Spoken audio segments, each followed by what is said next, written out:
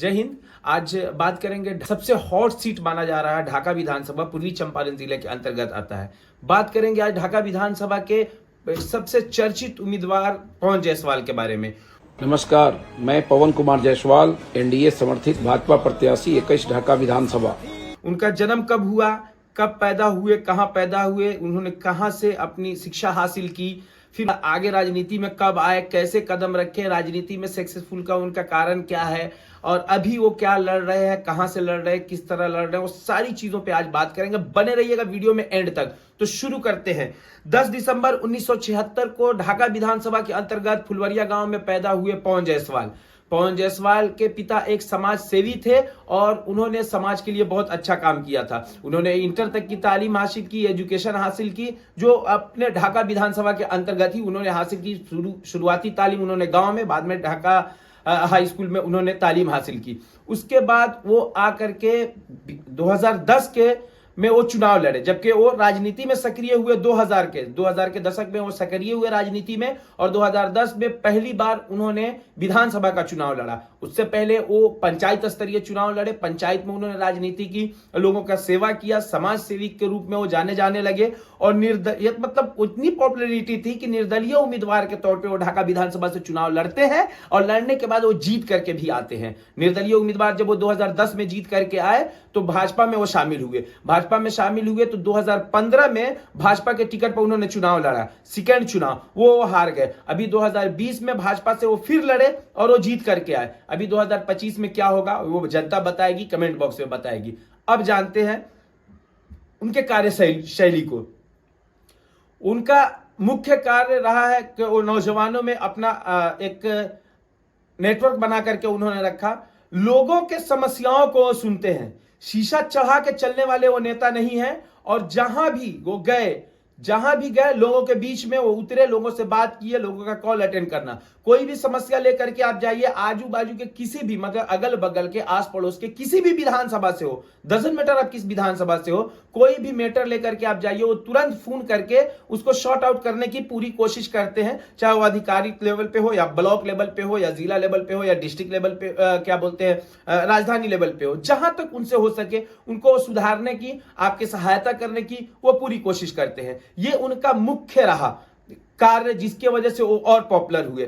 Secondary, वो उन्होंने एक क्या बोलते हैं, महिलाओं के प्रति उनका एक खास रुझान रहा है। और उनका जो बेस वोट है, वोट का जो उनका मेन जमावड़ा परसेंटेज वोट जो है उनका, वो जो व्यापारी लोग हैं जुड़े हुए, वो व्यापारी लोग उनको ज्यादातर वोट देते हैं। और जो शहरी क्षेत्र में रहते हैं, शहरी क्षेत्र में मीन्स ढाका, पचपकड़ी जो क्षेत्र में रहते हैं, व्यापारी लोग ही ज्यादा रहते हैं, तो वो ज्यादातर वोट, उनका वोट बैंक जिसको कह लीजिए, वो उनका वोट बैंक है। अब आइए अब उनके बारे में और जानते हैं। एकदम दिलचस्प जानकारी ये है उनके बारे में कि इस बार जब वो नामांकन किए तो धनतेरस के दिन किए। अब आइए प्रेजेंट में क्या हो रहा है। धनतेरस के दिन उन्होंने नामांकन किया। एक बड़ा हुजूम, रात के 2:30 बजे तक पेट्रोल लेने के लिए जो टोकन मिला था, उस टोकन को लेकर के लोग पेट्रोल पंप पे खड़े रहे।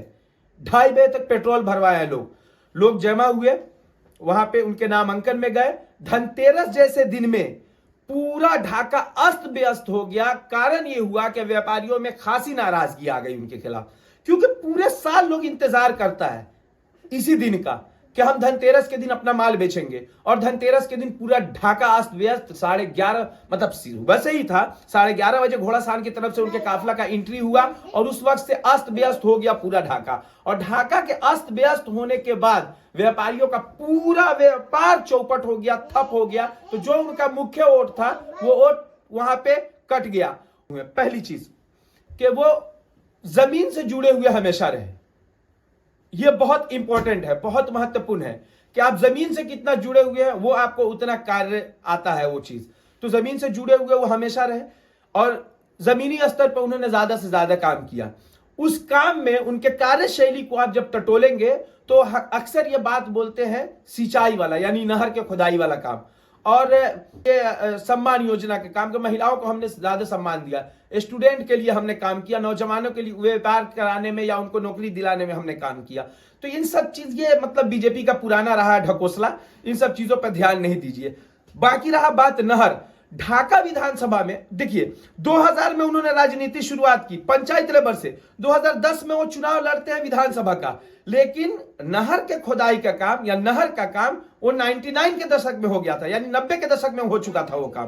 तो आपका इसमें कोई योगदान नहीं है, तो फोकट में क्रेडिट लेने की जरूरत नहीं है, फ्री में क्रेडिट आप मत लीजिए इसका। इस बात पे जब सवाल पूछा गया था एक मंच पे सिटी होटल में, तो उस सवाल के जवाब में एक किसी दर्शक ने सवाल कर दिया था कि 19 के दशक में ये चालू हुआ था। एक जानकार किसी कोई मिल गया कि ताली बजाने वाला नहीं था हर बात पे, उन्हीं का समर्थक था शायद, और चाहे जिनका भी रहे, वो उन्होंने सवाल कर दिया कि 19 के दशक में हुआ है, यानी 2000 से पहले ये सारा काम हो चुका है, रहमान साहब के जमाने में ये सारा काम हुआ है नहर खुदाई का। तो उसी पे वो मार भी हो गया था।